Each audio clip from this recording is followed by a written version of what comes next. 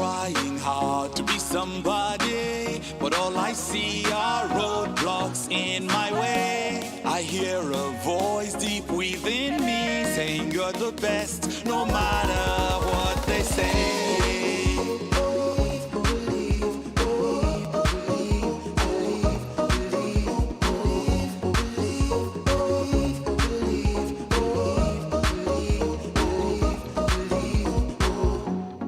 We may not be tough or look like we are much, but we will bear our honor shield. And even though outnumbered 1,000 men to 1, we will give our all on the battlefield.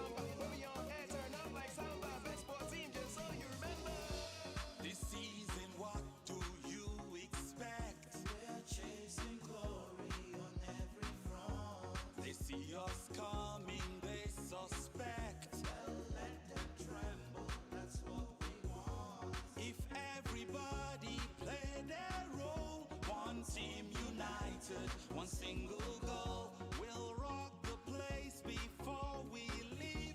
We can win this thing if we believe. Fly, eagles, fly, fly, eagles, fly, fly, eagles, fly, fly, eagles, fly, fly, eagles, fly, fly, eagles, fly,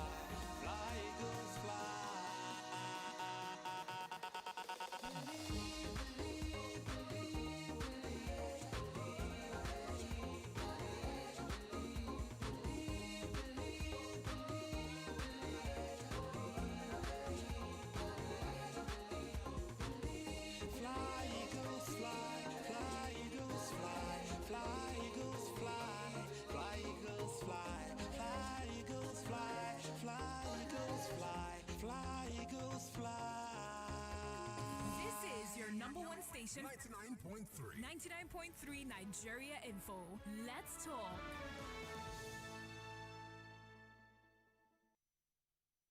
Ladies and gentlemen, children of all ages, it's game on.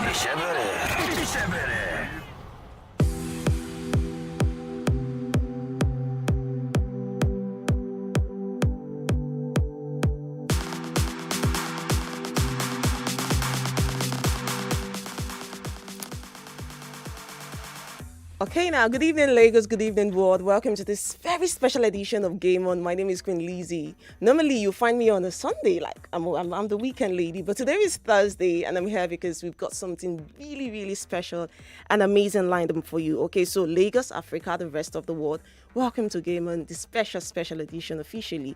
And today I'm here because, hey, we're hosting a roundtable. Yay, Femi and the gang, we are the Bells, we're hosting a roundtable. And it's all about, like we talked about, we've been talking about Women's Month match. We've been doing so much, we've been covering so much about women's sports on the show over the weekend. But today we're taking time off, 1 hour of your time to talk about the women's game. And not just talk about it, bring in professionals of those games. People will know it, people will cover it, people will talk about it, and people will leave it. So it's the women's edition roundtable, and I've got an amazing guest with me. Like, I'm beyond excited. I don't know how I pulled this off. Somebody give me my trophy already. I'm going to introduce them right now in no particular order of amazingness because they're all amazing. We're starting off with currently a sports journalist with AIPS, the media outlet of the International Sports Press Association. His sports journalism journey also features stints as a producer and presenter on radio, appearances on TV as an analyst, as well as bylines on websites. Welcome, Chibuogwu, Nnadiegbulam. Thank you so much. Like, good to be here. It's been a while I did this, you know, on radio for a while as well. But good to be here right now with you, Queen. Yeah, Easy. good to have you. And it's so amazing because these people are not just sport journalists; they are radio veterans. Like amazing, amazing. So this is going to be so seamless for me. So next is currently working as a basketball writer for FIBA and an African football reporter for Soccer Africa, the leading magazine show on the continent, airing on SuperSport. You can find her there. She has been an analyst on NTV Press Box, voted as the best sports show host in Uganda for 2 years straight in 2018 and 2019. She also contributes sports content from Africa to Al Jazeera and BBC radio and television programs consistently back to back, smashing it. In 2019, she was among the top 100 most influential young Africans and was named as a recipient of the prestigious South African G Sports Award for the inaugural African Women in Sport Award that focuses on celebrating women in sports and on the continent. Welcome to the show, Usher Komugisha. I hope I got that right. Hello, Yes, Usher, you can you hear me? did. Yes. Well done, Practice so Queen. hard, nailed it. Allow me to say hello to Nigeria. What in the happen? How market? Yeah, That's market the is best fine. of the pigeon I can manage for now. And we'll take it. I'm excited to be. Oh, thank you so much. Yes, I'm excited to have be you. here with all my sisters and brother Etim there. I see him smiling sheepishly, but yeah, I'm excited to be here. Thank you so much for having me. Yeah, thank you, Osher, for being here. Like I told you, we're global, wide international guest, and also this is I just feel real special doing this, and also an award-winning professional with over a decade of experience in journalism and communications, digital media, and business management. She is a presenter reporter for the BBC World Service and Sport Africa. In June 2019, she became the first African woman to lead football commentaries at a major men tournament for a right holder, making history at the African Cup of Nations in Egypt. As a sports business executive and entrepreneur, she's founded Ladies Match, Africa's first all-women's football network, and has worked with global brands including FIFA, IMG's Premier League Productions, which produces Premier League, our very, very beloved Premier League here in Nigeria, German Bundesliga, Italian Serie A, and also for Star Times, YouTube, and The Guardian UK. And this is also a very, very special guest. So proud to have her, Janine Anthony. I hope I got that right. Welcome to the show, Janine. Girl, please, you got that right. I was so scared I'll still be on mute because Zoom. But I'm so happy to be here and be here really because I literally started from that studio. Yeah. I'm just so happy to be back with this amazing Amazons, and we can't wait to delve into the meat of the matter today. Okay. So. Thank you so much. So that is my cast for tonight, and hopefully as we go on, it will increase. I'm expecting one more guest to join us. But like I said, while introducing the show, this is a very special edition. This is a very special night because Women's Month is March 8th, the International Day for Women Choose to Challenge, and also I'm not going to say quite coincidentally, we also had Modern Sunday last week. So I think this month has been like all about women. Everywhere you turn, the conversation is going on, which I believe, going on right now, but it should be like an everyday thing. So on today's show, there's a lot of myth around reporting on women's sports, a lot of not market words, and every time people hear reporting women's sports, they're like, oh, what's that about now? What sorcery is that? So talking to this veterans, I think, I can use the word veteran. You're doing something for over a decade. You're a veteran. Take your cap already. Talking to these professionals. So we're just going to walk around that a bit, break down the myth, break down the calculus and all of that. And I need to point out we're streaming on Facebook, on YouTube, on Twitter, so you can catch that if you're listening to us. And you can also submit your questions via our WhatsApp line and also on social media. We'll be taking that as the show goes on. But I'm just going to dive into it.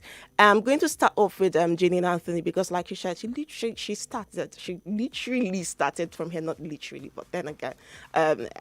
So I'm going to start off now. I know you founded the Women Global's brand Ladies Match. You've covered not just, you've covered more than one women's game. You've covered World Cups, you've covered African tournaments, you've covered global events involving women. And this is not just something that you do as an aside. This is something that you do because you love it, but it's also something that you do professionally as a job, taken seriously. What has been your experience covering the women's game? Is there anything that is different from, I don't want to say covering the men's game, but is there anything that makes you feel like, okay, wow, this is a women's game, I need to do this, I need to do that? Do you have that consciousness when you're covering the women's game, or you just dive into it straight up and then there are nothing around?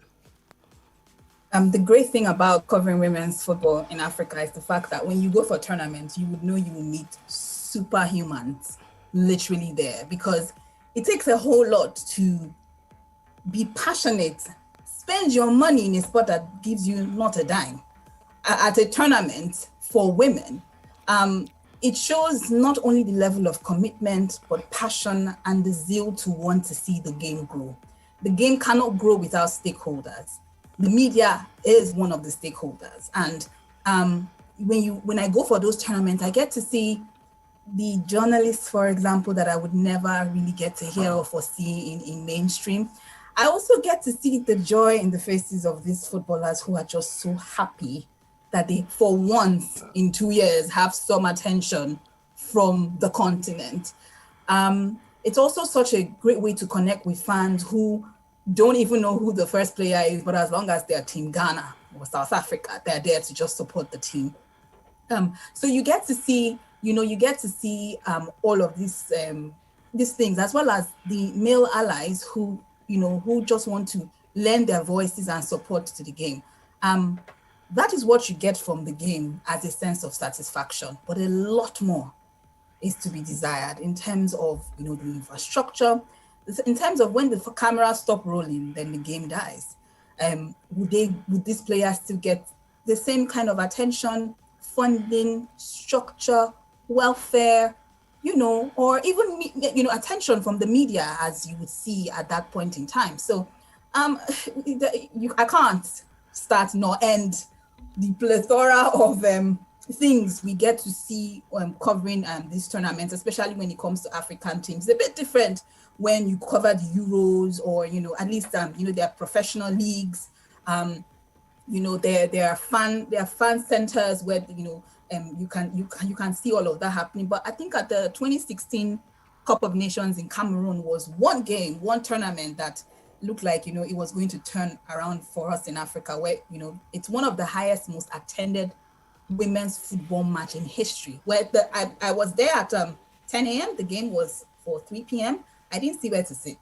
The whole stadium in Yaoundé was packed up, like it was completely sold out. And that's something we can harness in Africa if we put in the right structures and we dissociate the stereotype that women are always going to be inferior. Okay, thank you very much. And when Janine was saying, she mentioned something about when the camera stops rolling, the game dies, and which is something that you think about a lot. The camera is on you, the focus is on you. How do we keep this momentum? How do we gather this? Which is something I also want to bring to Usher, because a lot of what you do involves writing. You write a lot. You're a FIBA writer, and not just FIBA. You dabble in other sports, and you try to keep. And there's no way to keep something alive better than writing about it. 10 years from now, 20 years from now, we have words that have been written hundreds and thousands of years ago to just keep the game alive.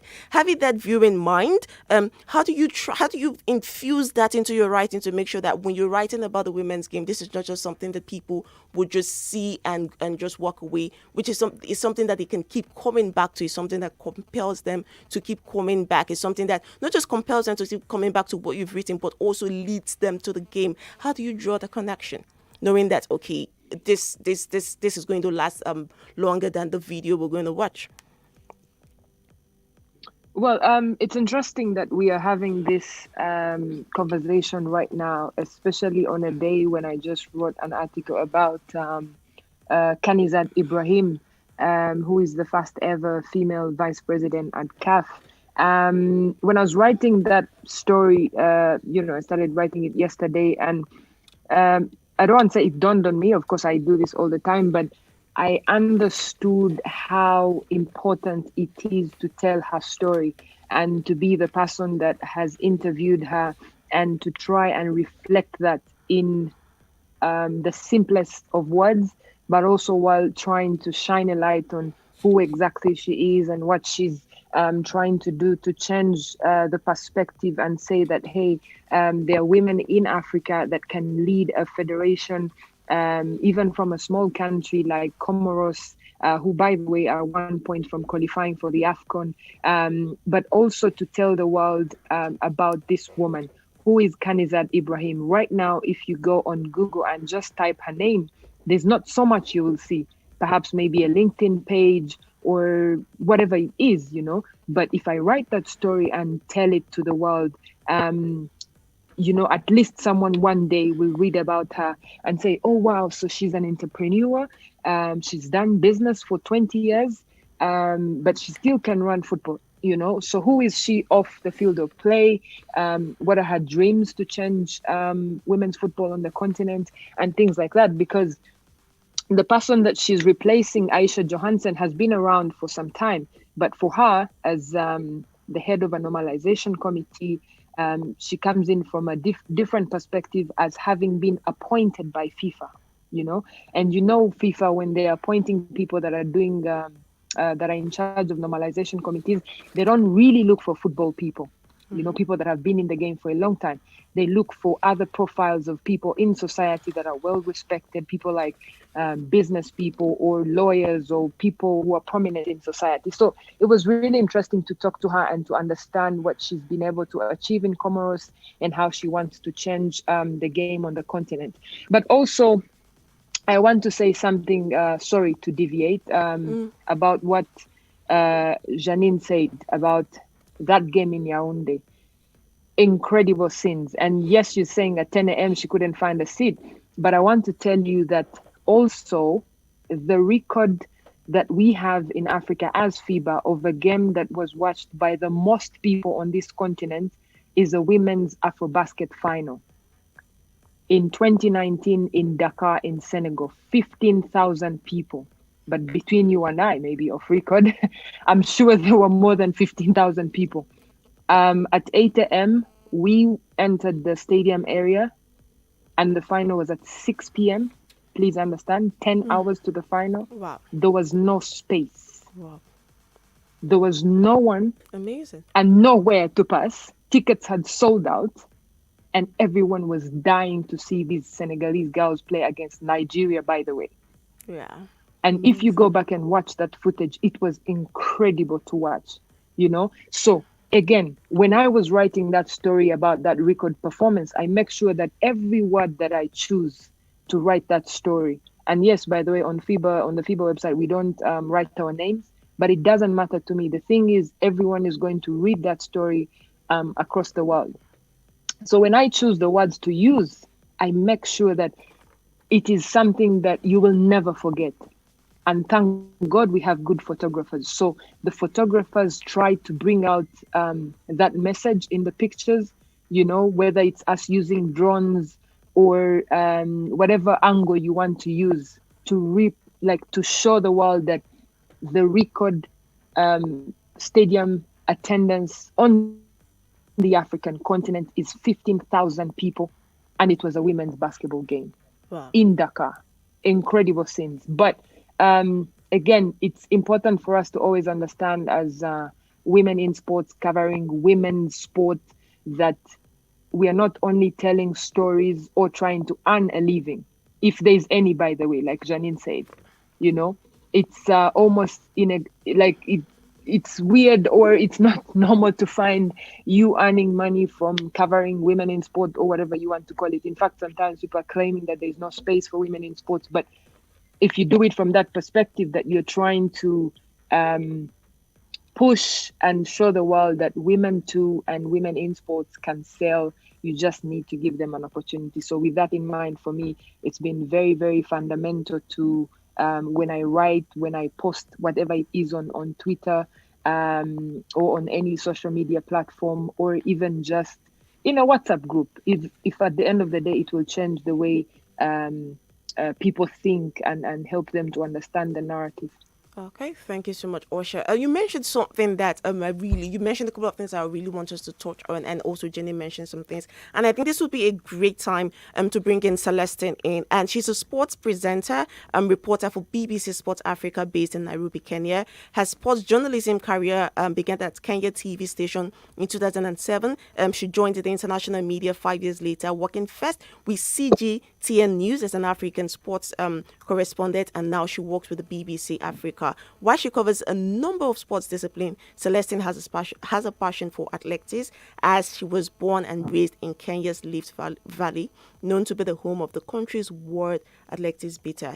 And I'm so happy to have Celestine here with us. And I also want to point out something that Osha mentioned when he talks about writing the story that she wrote today, because most times as sports reporters, presenter, people think that your job is just to write for the fans. You just write, talk to the fans, correspond with the fans, but most times it's a two-way thing. It's more than a two-way street, because you don't just write for the fans. You write for the players, you write for the investors, you write for the policy makers. There's so many people looking and seeing the work that you do. And I know, Celestine, your work has put you in contact with most of the policy makers here in Africa. You've had the opportunity to talk with them. You have the opportunity to even suggest ideas to them, because you do this work real time, just like the rest of my speakers. You're there when the cameras are off. You're still there.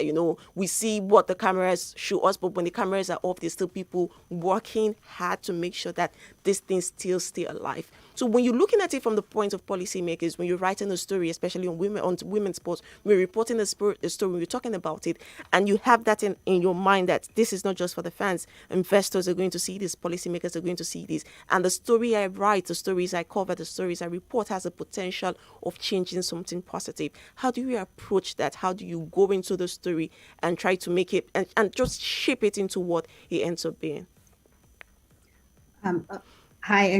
Hi everyone.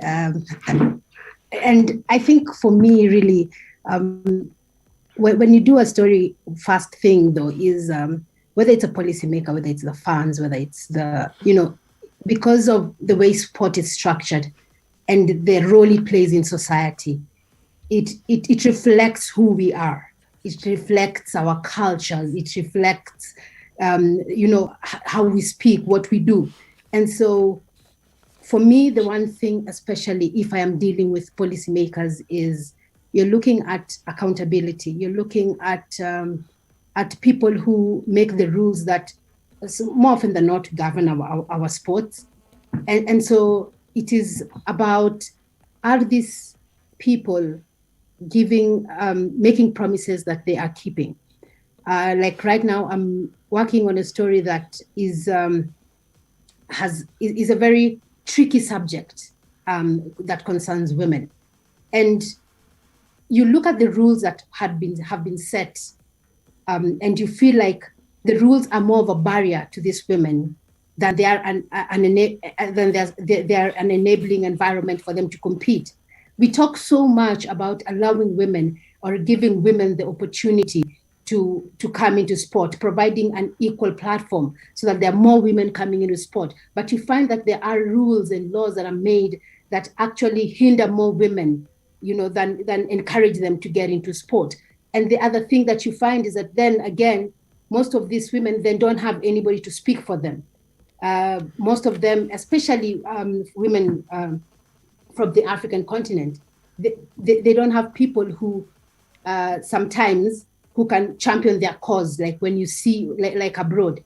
And so when dealing with such stories, it is all about being bold enough, having the confidence and being bold to ask those questions that make people in power uncomfortable, people who are the policymakers uncomfortable, and putting them on the spot and making sure that everything they have promised women, everything they have promised sport, everything they have promised, whether it's having more women even in administration, whether it is having a program for younger girls to just the way they would have an age group team for the boys, then they would have an age group team for the girls, making sure that everything they put on paper is then converted into action. Okay. Because when you hold them accountable, then you have grounds on which to say, I'm sorry, sir, or I'm sorry, madam. Because sometimes you also find that some of these policymakers are women making policy for things that may affect women's sport, and they haven't really given women that platform we keep talking about, for them to be able to compete and participate and have resources, like Janine was saying, just the funding, sponsorship, support really. So when you are able to hold them into account through your writing and your questioning, then you're able to have records that you can go back to. And when they're going for office again, whether it's an elective office, whether it's an appointment by the ministry, you have grounds to question why they are qualified. Okay, thank you, Celestine. And we have to go on a short break, and we'll be coming back. We'll be hearing more from the ladies.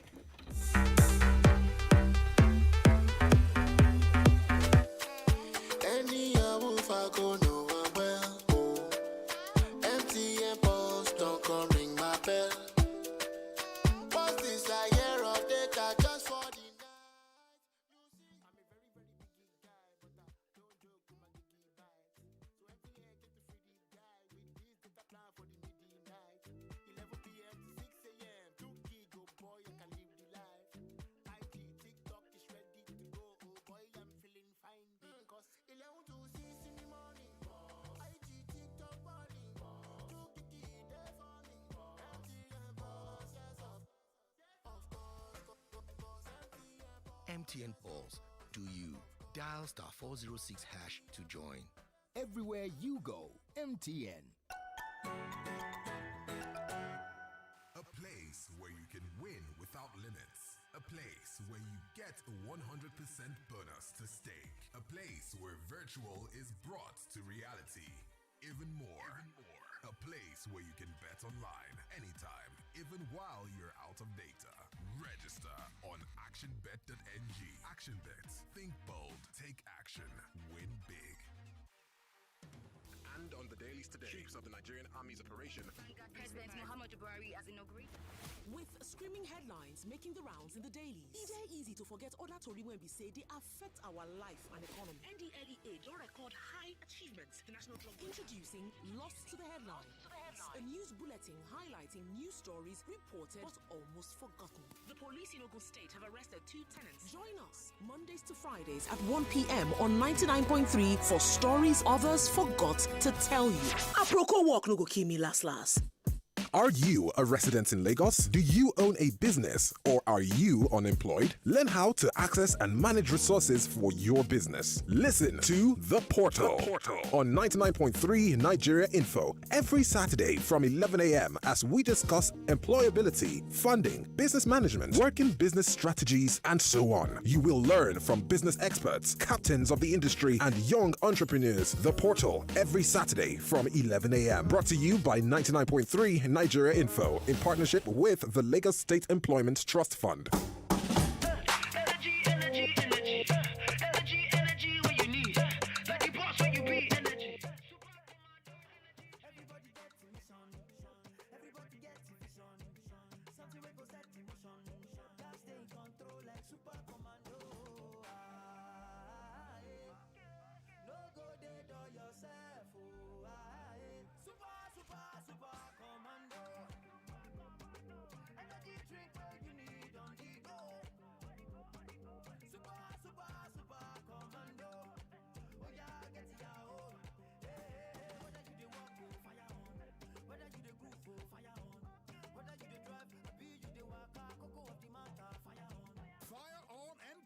Your daily hustle with Super Commando Energy Drink. Available in plastic bottle, glass bottle, and can. Get energized to keep going all day, every day. Super Commando Energy Drink.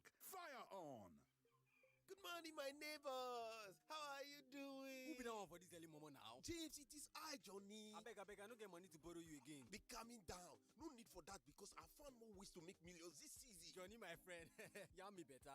Forget to, I don't get extra packet from Bet King. We be say if I chop one, it could be like say I don't chop 10. That's right. You can max out your winnings on Bet King with boosted odds and multiple bonus. My friend, this is where you differentiate the king from the crowd. Just visit betking.com on any device and see for yourself.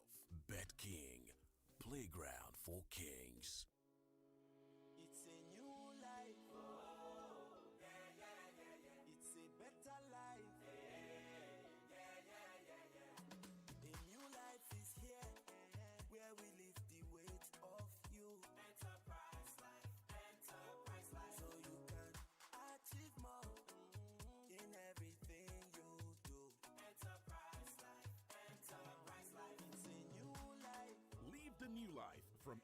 Enterprise Life Assurance, where we have tailor-made life insurance solutions to take care of your worries. Our decades of experience in many West African markets, plus our unique one-on-one customer relationship, helps you get the best out of life. Visit www.myenterprisegroup.io/NG or call 0700 Enterprise. Enterprise Life Assurance. Your advantage. The tantalizing tunes of the guitar, the sensational blare of the saxophone, the rhythmic beating of the drums, and let's not forget the enchanted and gifted vocals. Yes, I can already hear the sound of greatness as Nigerian Idol returns with a bang. Yes, the Nigerian Idol is back with a bang to bring you amazing vocals from all around the country. Who will be the next idol? Tune in to catch all the audition drama from the 14th of March on DSTV channel 198 and GoTV channel 29. And then join IK and the judges for the main show premiere on the 28th of March on Africa Magic Showcase, Urban and Family at 7 p.m. Proudly sponsored by Biggie Drinks. For area, then they call me Baba 22. If you look my JC, number 22. My keke plate number encore 22. My house number, of course. I decack for number 22. But you sabi wetin really make them they call me Baba 22? Now because I dey groove 22 times bonus on top every recharge. Yes, so if you don't take when you use your glow line, reactivate now, make you begin enjoy your own Ogboge 22 times bonus on top every recharge. It dey pay to reactivate your glow line. Unlimited. Are you a young creative designer? Do you love culture?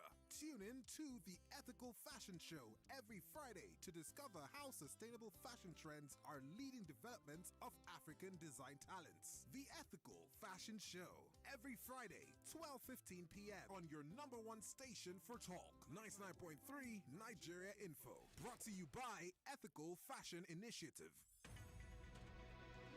We're back. We are back. We're back on 99.3 Nigeria Info.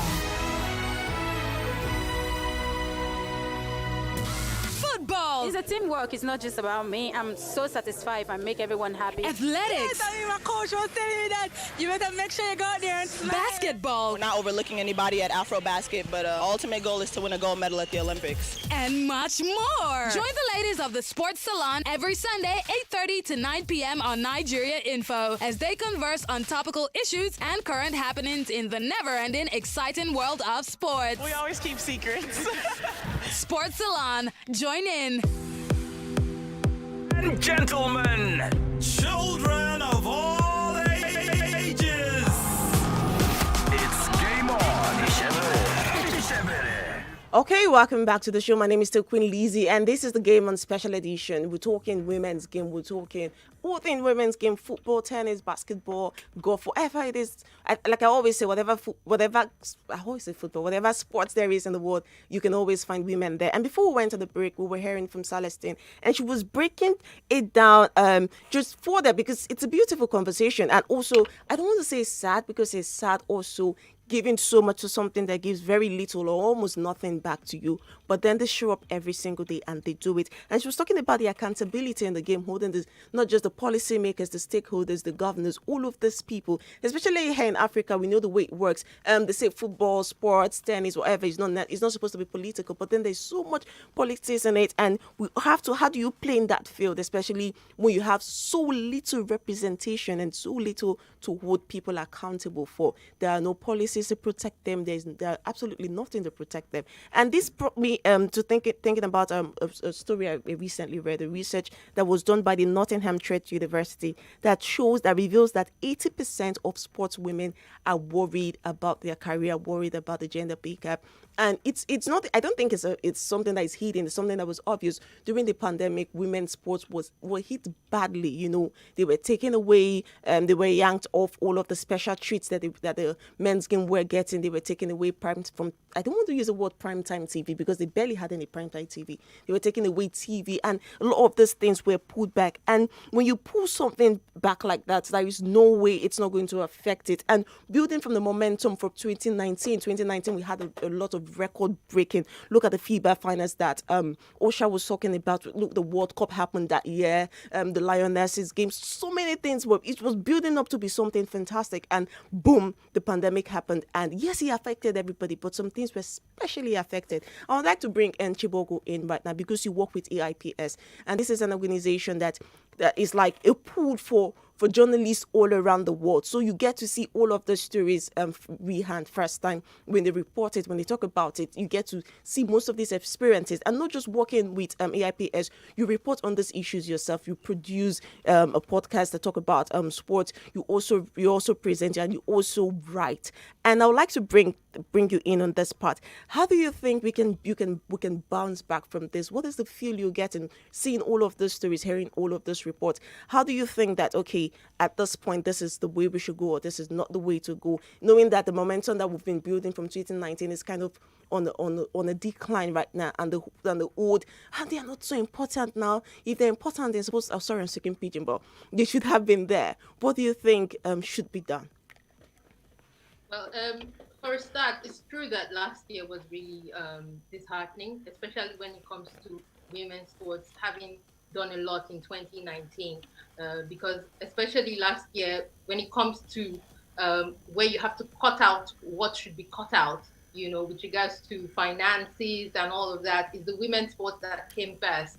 You have a situation where some of the leagues were resuming in the summer, and of course, the women's league will not resume. I mean, it was the case in Italy, it was the case in Spain, it was the case in England as well. We had this AIPS organized the cost of reporting wild female, a seminar last year, and we had women from all over the world participate, alongside men, of course, because it was a seminar that was open to both gender, because we are open to the situation where we need male allies as well. It's not just a situation for female, because we have mostly men in the decision-making places. We have these men as sports editors. We have these men as the chief editors in the sports departments.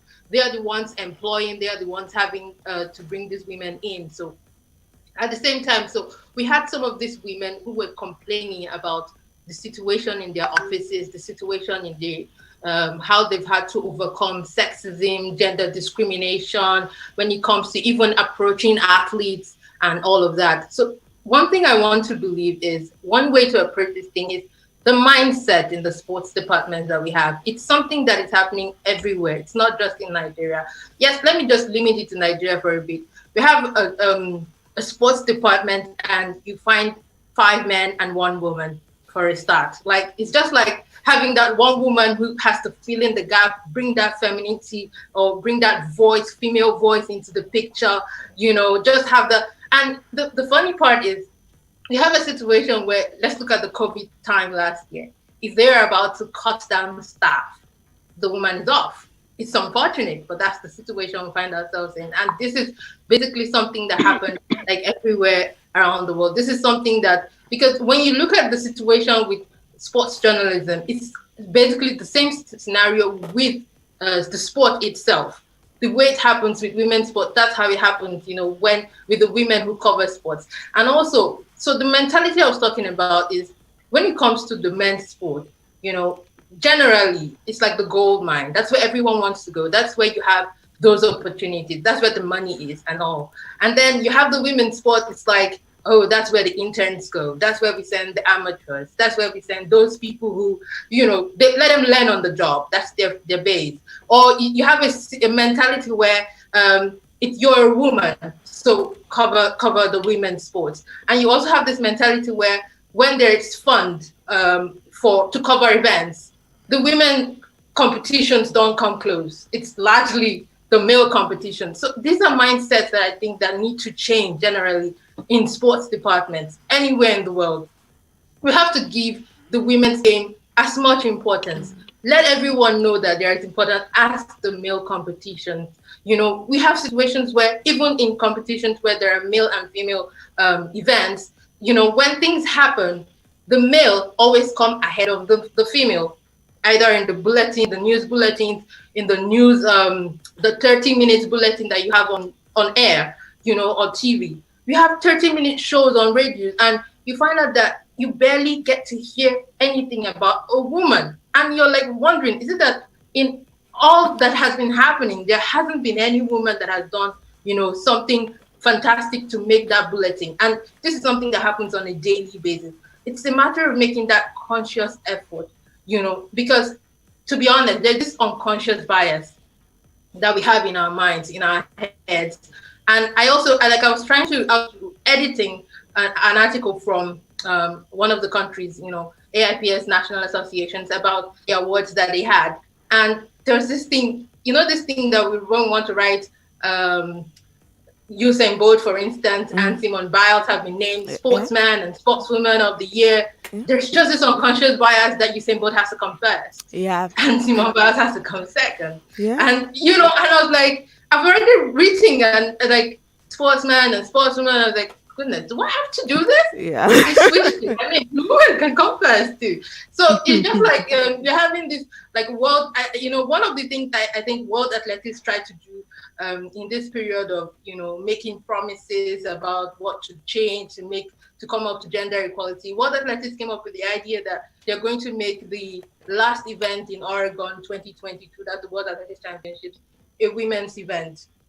And also they want to, on their website, the first thing you click on, when you click on the statistics, you first see that of the men. And then you have to start searching to see, have to go click on the women button. So they're trying to change that. They want to make it that the first thing you click when you click on the statistics is the women. So some of these unconscious biases are just there. Even if you want to try to claim that, we're trying to give the women the opportunity, it just seems like at the end of the day, we all come back to the point of, but it's the men's game that is giving us the money. It's the men's game that is giving us the clicks. So we really have to make that conscious effort, as sports journalists, male or female. That's why I always give kudos to the male journalists, the male allies, who have strived covering the women's game. They're all over the world. Like, let me just give, kudos to some of them in Nigeria. Sam Emedu, for instance, they have, it's not like there's anything that comes out of this. It's really challenging because there's basically little. You are self-funding yourself. Like I mentioned, yeah, true. Some of you want to go cover an event, for instance, they don't give you the money in your office, because probably there's a male competition now there that is better.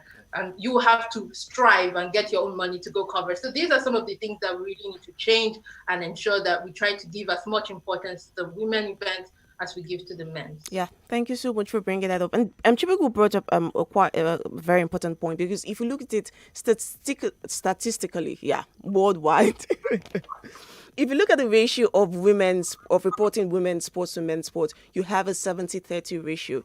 And if you go down, break it down country by country and newsroom by newsroom, it drops. In some places you have a 99 to 1%. You have so it's just there. And I know that for Janine and also for Celestine, you guys work with BBC Africa, and I know from previous conversation, producing the bulletin for Africa, producing your shows for Africa, and all of that, trying to break that barrier, that coverage barrier, and trying to level the equal field and coverage is something that you guys work on. Is something you take seriously, because I follow the work that you do, I read the work that you do, and I've seen some phenomenal reporting on your part. And how do you go around fighting those stories? Because if the people are not there, it's the people that are constantly in front of you are easier to see, are easier to know. How do you navigate that, finding those stories that you bring to us, finding those people, knowing that they are not right there in our faces, and telling the story daringly, and then just telling people, see, this thing exists, hear it, know it, and just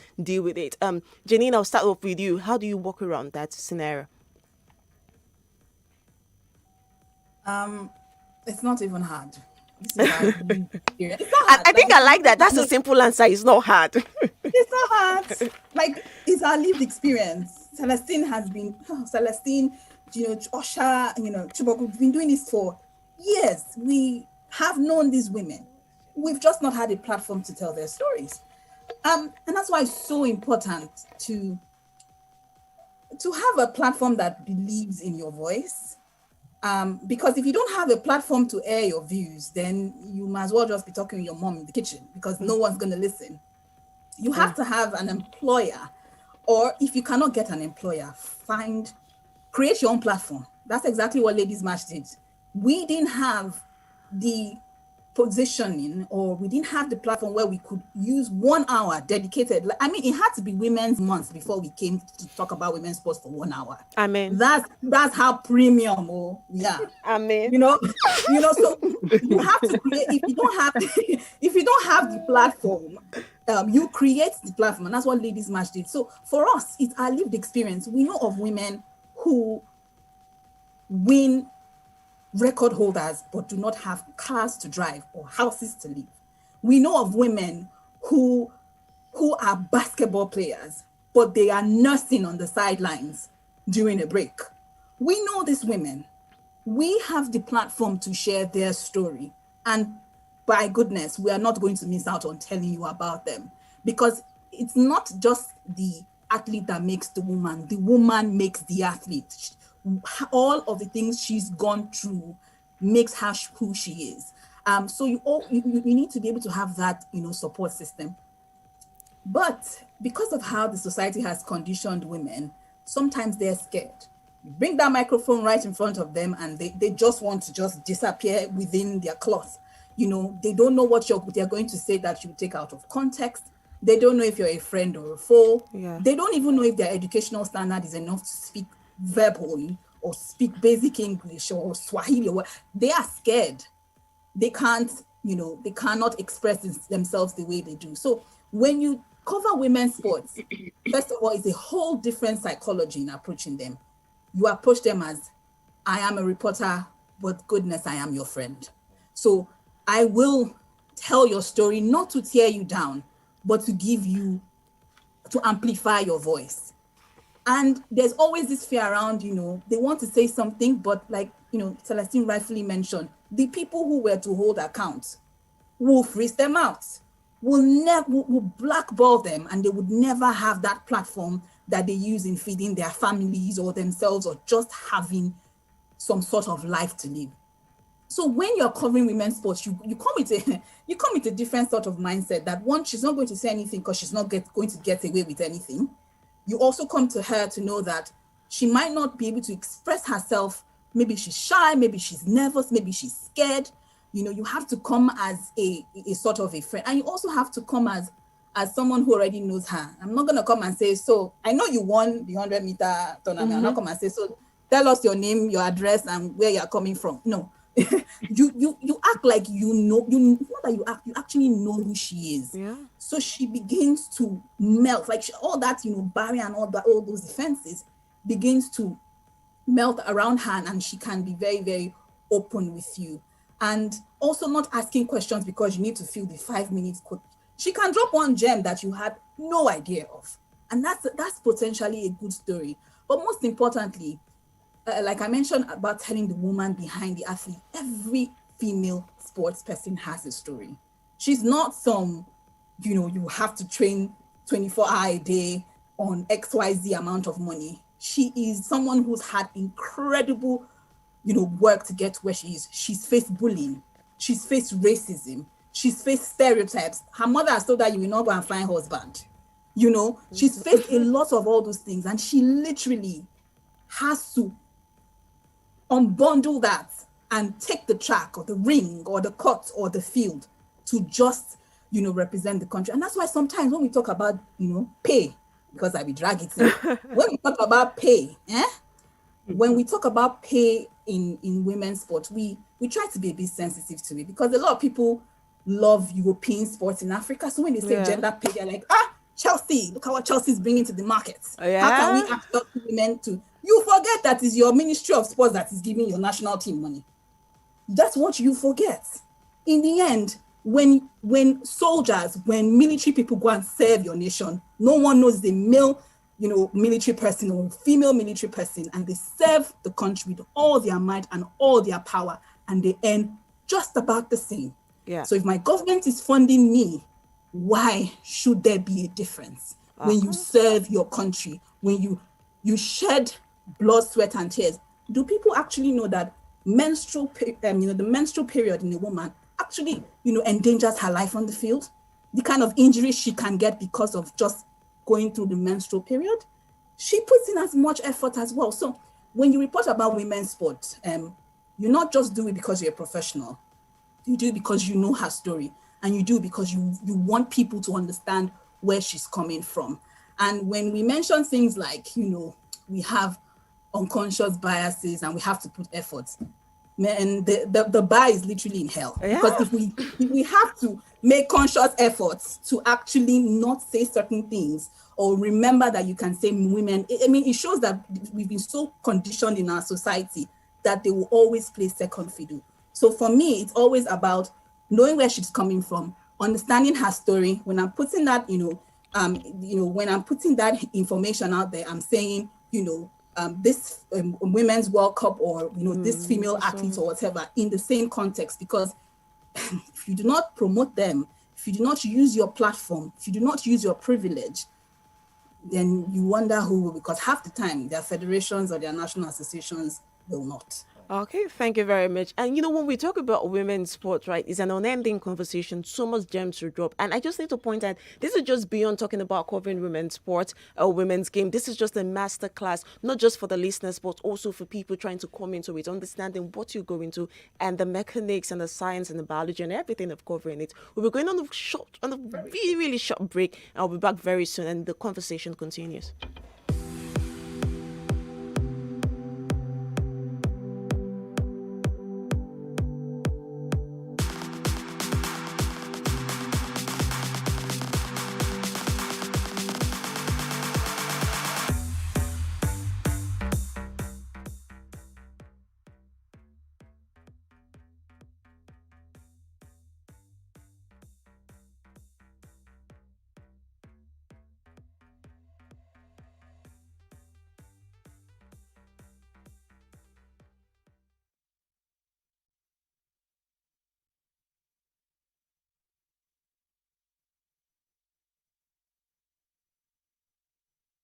Info. Let's talk.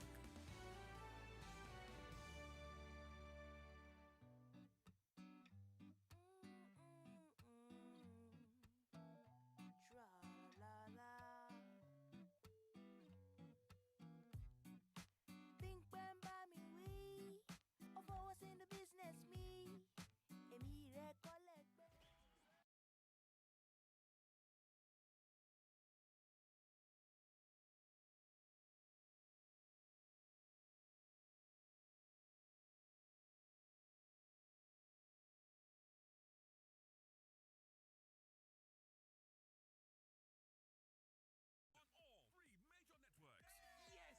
Good odds, efficient payouts, and superb customer service all in one. Action Bet. Think bold. Take action. Win big. Hey, make you no sleep on top bicycle. This better don't tie rapper. For those of una whenever using an MTN SIM for over 15 days now, MTN don't charge. Come increase your welcome back of our whoop to 12 times your recharge when you load 100 naira and above. Yes, so no be one, no be two, no be three, no be four, no be even 10 self. Now 12 times your recharge, then go take credit and data knock your phone. This one means if you recharge 100 naira, MTN go summer you with 900 naira credit plus 300 naira data bonus. If you can't recharge 200 naira, now 1,800 naira credit go drop for your phone plus 600 naira data bonus. Just make sure so you use star 161 star recharge pin hash, take recharge and enjoy your bonus for up to 30 days. This one don't pass welcome back. MTN can add Shaw Banker second term on top self. Hey, where that my MTN SIM? Make me self begin follow enjoy better too. Everywhere you go, MTN.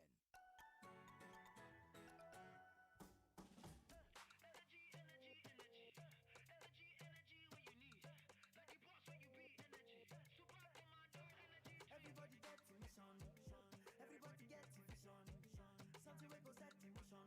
Can't stay in control like super commando. No go dead on yourself. Super commando. Energy drink where you need on the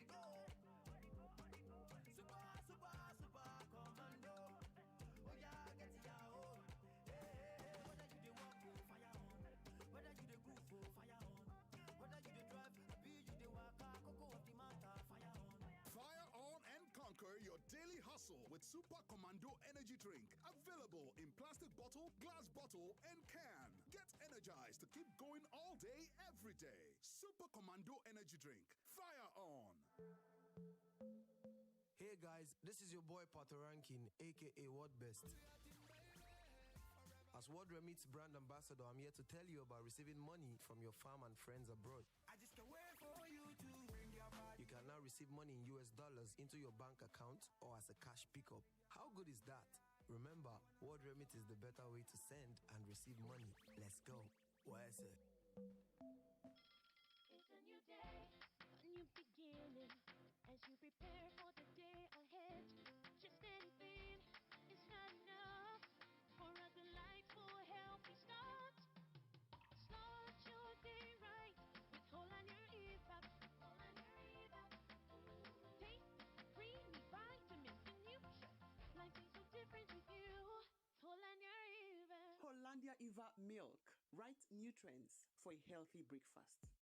Are you a resident in Lagos? Do you own a business or are you unemployed? Learn how to access and manage resources for your business. Listen to The Portal, on 99.3 Nigeria Info every Saturday from 11 a.m. as we discuss employability, funding, business management, working business strategies, and so on. You will learn from business experts, captains of the industry, and young entrepreneurs. The Portal every Saturday from 11 a.m. Brought to you by 99.3 Nigeria Info in partnership with the Lagos State Employment Trust Fund.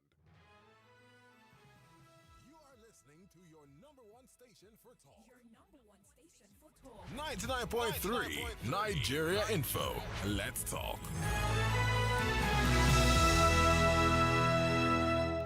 Football! It's a teamwork. It's not just about me. I'm so satisfied if I make everyone happy. Athletics! Yes, I mean, my coach was telling me that you better make sure you go out there and smile. Basketball! We're not overlooking anybody at Afro Basket, but ultimate goal is to win a gold medal at the Olympics. And much more! Join the ladies of the Sports Salon every Sunday, 8:30 to 9 p.m. on Nigeria Info as they converse on topical issues and current happenings in the never-ending, exciting world of sports. We always keep secrets.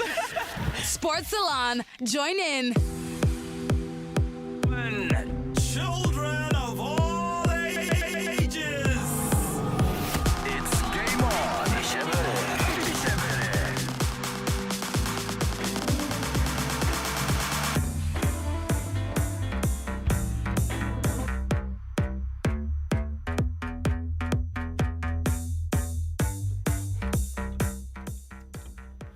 Okay, welcome back, Lagos. Welcome back, Africa, and welcome back the rest of the world. This is still your special edition of Game On, and it's the sports journalist roundtable. And we've been discussing all things women's sports. We've talked about the gender gap, the gender pay gap. We've talked about the inequality in not just the coverage, and also the pay, not just on the part of the women who do these things, but also on the side of the journalists who cover these games. It's I don't want to say it's a label. Do you know? I always talk about the joys of motherhood. You know that Onwego's experience, that is almost what it feels like to cover it, but then they show up every day and do it because it's beyond just a profession, is a labor of love. And we've also talked about accountability. We've talked about the decision making, not just on the part of the policy makers, but also on the part of the people who make these decisions. When you walk into the newsroom, what do you see? Who makes the shot? Why do you place this above the other, and all of these things?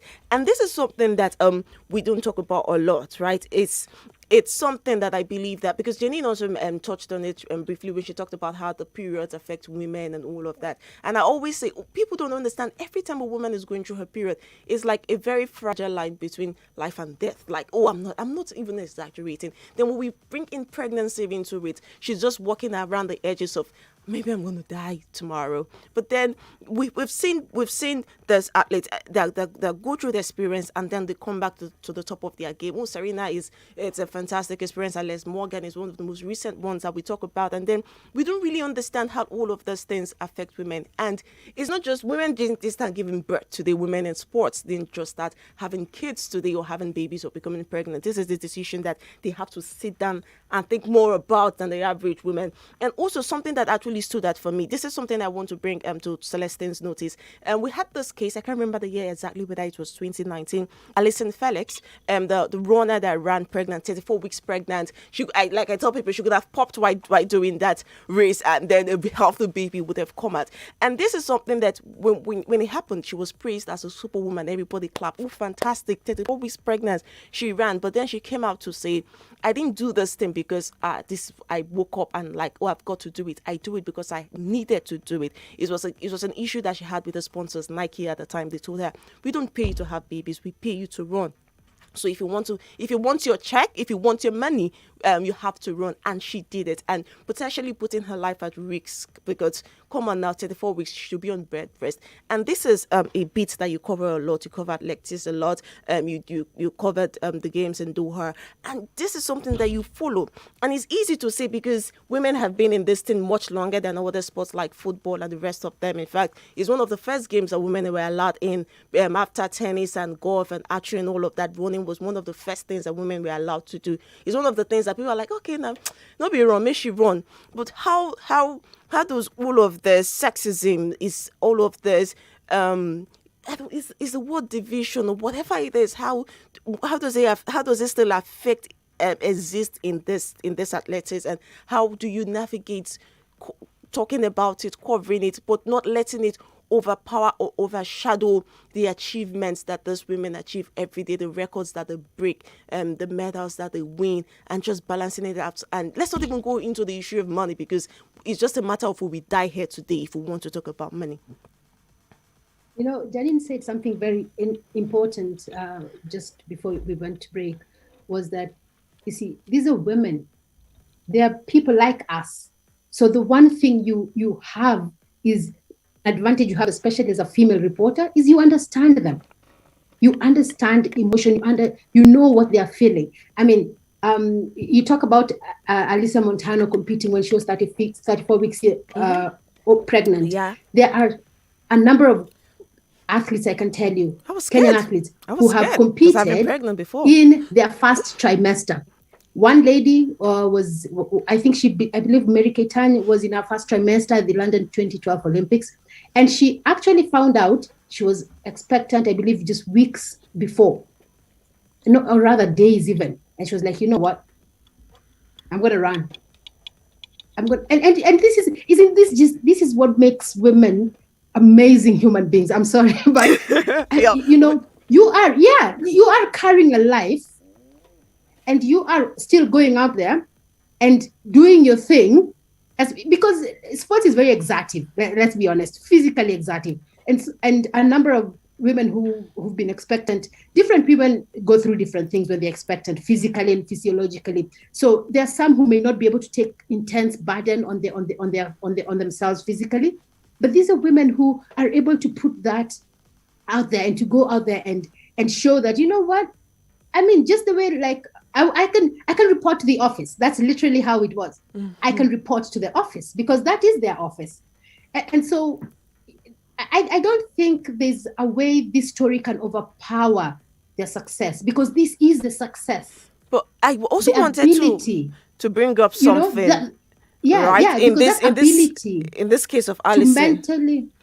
The case of Alison Montano, Yes, because talking about it, right? Because when it happened, I think I was watching that race live. I was one of those people that went, wow, the headlines that followed and everything. But I think what I wanted to pick up from there is, and you've mentioned about, Janine mentioned, you've also mentioned the policy making, the issues around it, because sponsorship also come into play for some of these games. They make most of their bucks from sponsorships, and not just whatever their federations are giving them is just pennies, which is why the coverage is important. The stories we tell about them is important. And like you rightly said, one of the places to see how fantastic and superhuman women can be is the athletics. And a lot of them, even here in Nigeria, our own Anne Echijili, she was pregnant first, second trimester, she was keeping, and all of these things. But what really bothers me, and which is something that I wanted to point out, what really bothers me is the fact that most times all of these things, what they can do, their superhuman nature, overpowers the fact that they should not be doing some of these things. In the case of Alison, it wasn't the decision that she made, like, oh, I need to make. The money was a factor. her sponsors told her, babe, run or nothing. So like creating that is very sad, especially in the individual sports, because you see, for most of these women, you will find that most of these women are the breadwinners. I can tell you, for example, please say it again. Can you say it louder? About the women bring there are people at the back. Say it louder. Many of these women who compete, especially in individual sports, are the breadwinners. You will find that their husbands sometimes are part of the training coaching team. And even one woman in Kenya told me that because over the years, in the last decade or so, we saw a shift that female athletes started doing better than male athletes.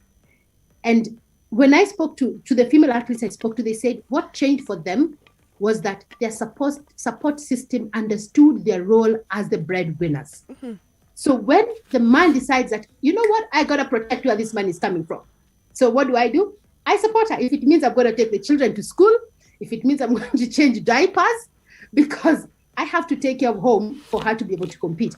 But the issue for the sponsors, when they could not give what we're calling maternity leave allowance. Yeah. I mean, you go on maternity leave in a corporate world, you'll go home for 3 months and you'll come back and your salary has been going into that bank account. But one of the sponsors in the US, the biggest sponsor for athletes, had decided you're not running, our money is coming from running. So when you're not running for that year and a half, then there's no money. But I'm glad that Alison Felix's story, and it was her story that brought out this thing, and she was able to.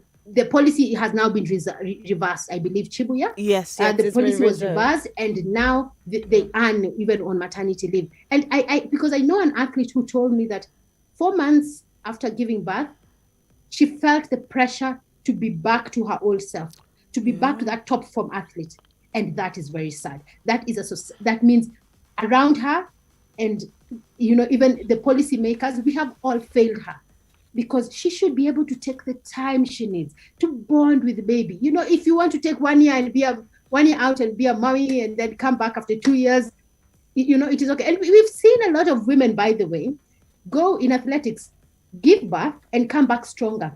I even asked one athlete, for example, I can even give this example. Helen Obiri, when she came back from maternity leave, she's the current 5,000 meter world champion. She was a different athlete. Yeah. Absolutely. And I'm like, you totally, you look like a different athlete. And she told me, motherhood changes you. Wow. Being responsible for a human being is the best gift you can give yourself if you ever want to push yourself to do things. Because she said, I sit and I'm training and I feel like I am going to give up in a set. Probably it's very difficult. She's doing, a very hard workout. And then she remembers, I have somebody depending on me. Yeah. I have to do this for that person. And so I'm glad that I think it's changing now. We are seeing policy changes, and we are seeing also in society, because I think that's where it starts. Society has to start, if the support comes from home first, then, getting those corporate worlds to see the point, that's going to be easy work for everyone. Yeah, thank you. And what I really find interesting that because these are not just sports journalists, African sports journalists. These are African sports journalists that have covered the game in the local scene, cover the game in the African scene, and also cover the game in the global scene. So having to bring that layer of experience, you have that comparative experience to look at, and this is what is wrong here, this is what is wrong here, and all of that. And this is something that I want to bring up, and I really want to bring Usher into this, because you cover a variety of sports in for different network. You've covered in different levels, and this is something that I think about sometimes, because like I say, we are Africans, and then we're global citizens and all of these things, and wherever you go, you look at it, like they would ask you, what about the sports team in your country, or all of these things,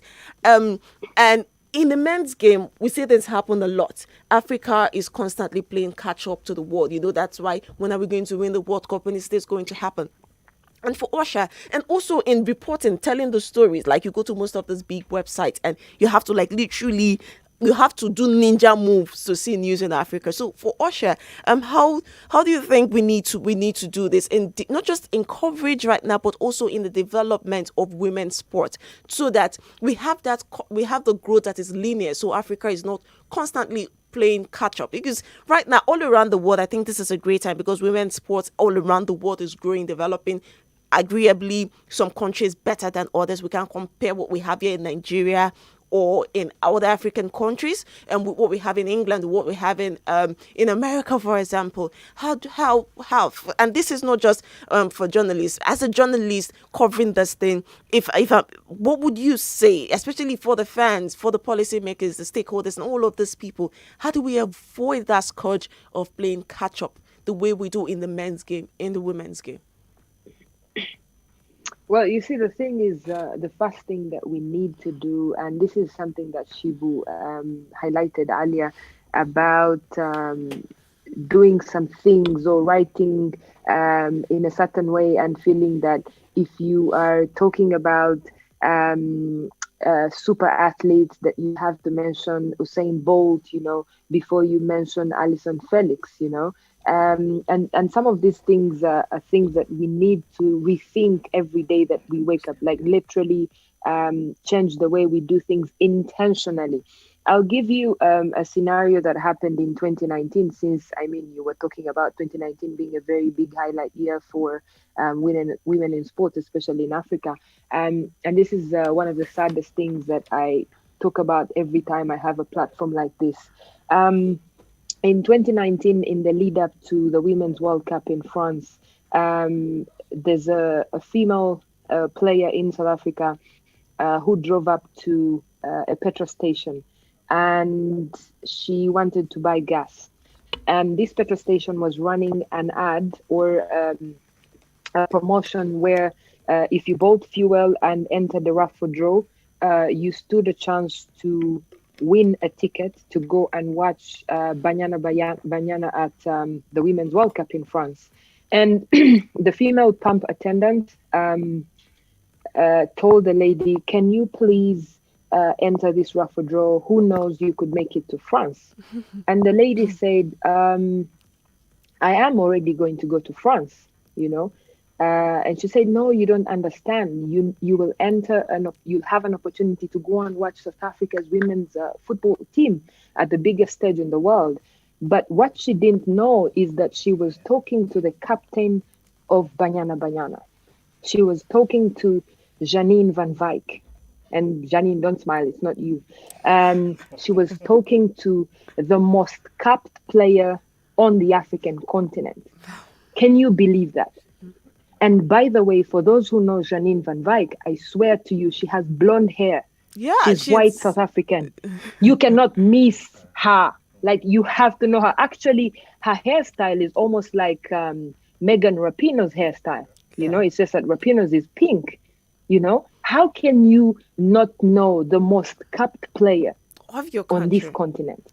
Can you imagine that? Of an event you're giving people money to go watch. Yes, exactly. But if you even know, find a player who has 10 caps for Bafana, he's all over billboards in South Africa. He's on every radio show every week. He's on TV shows. He's on social media. He's everywhere. But Janine is not exactly out there. You know why? Because Banyana is playing 5 times maybe in a year. And those 5 times, maybe 4 of the times, they're playing at home. And especially now she's playing overseas. So not that much. So her face is not out there, just like the men's faces are. Of players, by the way, who don't even have a quarter of the caps that she has for the national team. Wow. So things like that put into context the work that we have to do. That every opportunity we get, whether on a social media post, whether in a WhatsApp group, we have to continue creating awareness and informing and helping people unlearn the things that they have in their heads. Where to write a headline, you have to mention the male player's name before the woman's, in an article, if you're writing, you say meanwhile in the women's category, Yeah. We have to stop things like that, And by the way, I used to do that a long time ago because when I was starting my career, that's what I found. Then one day I was thinking, no, I don't have to say meanwhile in the women's category, blah, blah, blah, 168, 69. Sometimes if it's the bigger story, I will go with the women's story. If it's the bigger story, that has happened that weekend. And the last example is I was coming from a trip, and on the same flight, I was with Halima Nakai. Halima Nakai is the reigning 800 meters world champion in Uganda, just to put it into context. And I'm sure Celestine will understand because she covers a lot of athletics. We don't really have middle distance champions. It's always the long distance champions, 5,000 meters, 10,000 meters, marathon. The 800 meters, hello, was dominated by, sorry, Casta Semenya. That's the category that she was winning. But because obviously with what happened with the world athletics and her being banned, it opened up an opportunity for the other uh, female runners to win that race. And we were on this plane. I promise you, it was an Airbus, so hundreds of people. But the minute we landed at Entebbe, no one, I swear to you, zero person knew who she was. No one. And this was in November of 2019. The World Athletics Championships had happened, if Celestine can remind me, I think in August in Doha. Yeah.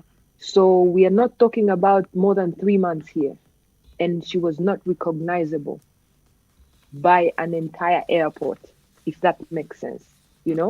And it's those things that remind me every day that we need to use our platforms every day to try and remind people that these people actually deserve to take up such spaces. They deserve to be there. And also, by the way, you don't have to only cover women in sports when they win medals, because that's not the standard you use for the men. Yeah. So we have to do better. And this whatever we are doing is not just for women sports journalists. It's an opportunity for everyone. And also, by the way, it's not just for women sports journalists or journalists alone. Everyone has to use whatever platform they have to change the narrative. We cannot be talking about things like this in 2021, where we have self-driving cars. Where CAF is saying, we have 5 vice president slots, so we must have at least a woman. She needs to be there, one, on merit, but also we shouldn't just say, how will it look, blah, blah, blah. No. We need to do better as people, but also for the women that are in these positions, they need to make sure that they open up an opportunity for other women to be there, to mentor them, to inspire them, but also to get the job done. Yeah. Because whenever a woman does not do her job, and we know that it can be quite harsh, whenever she does not do her job, it says, the women. It's never that particular person cannot deliver, because when a man doesn't deliver, they don't say, men don't deliver. They say women are not delivering. So for me, from that perspective, we have to take it as a challenge and to intentionally go out and do better. I must say that I give kudos to all the ladies here. Yes, of course, you, Queen, but also people like Shibu, who are using an international platform to write every week stories about women. I cannot put into context what it means that Janine created a ladies match covering women's football 10 years. Are you kidding me? 10 years ago, talking about women. Are you serious? There's not even that much social media. And she knows, she will tell you. I think she hasn't yet mentioned how it can be sometimes challenging to find contacts on this continent of women, finding statistics, finding pictures. My God, finding pictures. So those are the things that, to conclude, we need to try and change. Because the reason why, for example, the Premier League is out there in everyone's face is because everywhere you turn, it's the Premier League. On televisions, on radios, in newspapers, on social media. So we need to do the same for women in sports. Let's put the pictures of these women out there. Let's write about them repeatedly or whatever it is. But let's promote the women in sports, and not just the players, the coaches. And just the other day, I read that the Manchester United women's team will play at Old Trafford for the first time. And my God, it's huge news. Yeah. Like, wow, my Go friend. United. you know, how can we be in this position, you know? So we have to try change the narrative, Yeah, true. make sure that we are also consistent, you know, but also a quick reminder that we are not in men versus women. Sure. We are just basically trying to give these women the platform that they That they deserve. deserve. They deserve to be there. They work so hard for all this kind of stuff. And like you were talking about, for example, if you look at major countries, especially in Africa, it's the women athletes that perform much better than the men. If you look at, for example, we're going to the Olympics, you know, if you look at the stats, they're out there for everyone to see, but you'll see that the media coverage will be less for the female athletes than it is for the men. But regardless, we move, as we say in Yeah, English in we move. Uganda. We move. We keep moving. Yes, one day at a time.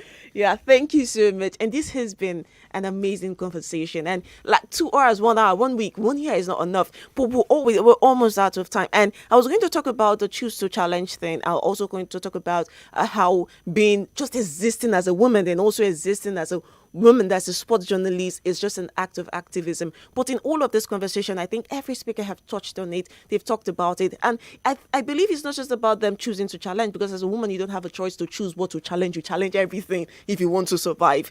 So we're almost out of time. But I'd like to bring this because we've talked about a lot of down, down, down, down, down. We've also talked about some high. But before we go, just to leave our listeners on a very, very, very super high note, I'm going to ask them, what has been your favorite tournament to cover? And just very short, very simple. I'm going to start off with Chibuogwu. What has been your favorite tournament to cover as a journalist and also as a fan in the women's game?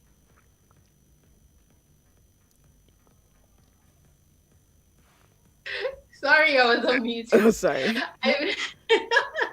So I will actually say the FIFA Under 17 Women's World Cup in 2016 in Jordan. Yeah, it was my first major international competition, and you can see I'm all smiles. Yeah, It was a huge opportunity that the AIPS, which I work with now, the International Sports Press Association, gave to me as a young reporter at the time. Now you're no longer young again. I'm telling you, like Janine is always taunting me with that fact. So, girl, you're not young. It was an opportunity to actually meet, young athletes, the Ajibades of this world. Look at where she is now. Castellanos, Dana of Venezuela. That was where the world caught, who she was and what she could do. Right now, she's also doing great things, in women's football. So basically, it's amazing. It was an amazing experience for me. Yeah. Okay, thank you. So quickly, they're going to kick me out of the studio. Janine, what has been your favorite as a sports journalist and also as a fan? I remember when I watched someone I think Isare, they asked her what's your favorite, what's your best? She says, I'm rooting for everyone black. Yeah. I'm rooting for everybody, all of a sudden. That's me. Yeah. I have nothing. I have nothing to say. I love all of it. The fact that it's available for me is something that I love throughout. So yeah. Okay. Thank you very much. So Celestine, for you, what has been your jam? I am with Janine. I root for all of them, but I will go with, if I was to be forced, put a gun to my head, go with the youth competitions. Competitions. It is always good to see young talents. Okay, always good. Emmanuel is kicking me out. I have to be honest. Usher, please quickly before you people see me fighting. You're in my space, madam. So as well, I have to say that it's so many of them, but standout tournament has to be London 2012 Olympics, but more importantly, the women's tennis finals, Serena Williams, the queen, playing on grass, stand out for me, but also the women's Afrobasket. I'm sorry, guys, I'm very biased, but the women's Afrobasket in Dakar, Senegal. I have never been that emotional covering a women's event, seeing how all these people are, there were two dance groups trying to go at each other to to support and show that they are the best Senegalese fans inside the stadium for a women's event. Amazing, Okay, incredible. thank you so much, Usher. Thank you so much, Usher, Chibuogwu, Yes. Janine, and Celestine. I'm out of here, guys. Speaking out of Zoom, she's going to just click. You'll just see that the host ended this meeting. They're going to kick us out. So thank you so much for being. Yeah, thank you so much for being a part of this. This has been fun and amazing, and I hope it continues, guys. Have a fantastic night and weekend. Good night from my end. Ring my bell. What's this I hear of data just for the night? You see, I'm a very, very big guy, but I don't joke with my giggy bites. 99.3 Nigeria Info. We are more than just radio. Subscribe to our YouTube channel at Nigeria Info FM. Check us out on Facebook at Nigeria Info 99.3. Follow us on Twitter at Nigeria Info FM and on Instagram at Nigeria Info FM Lagos for live updates as it happens. 99.3 Nigeria Info. Let's talk.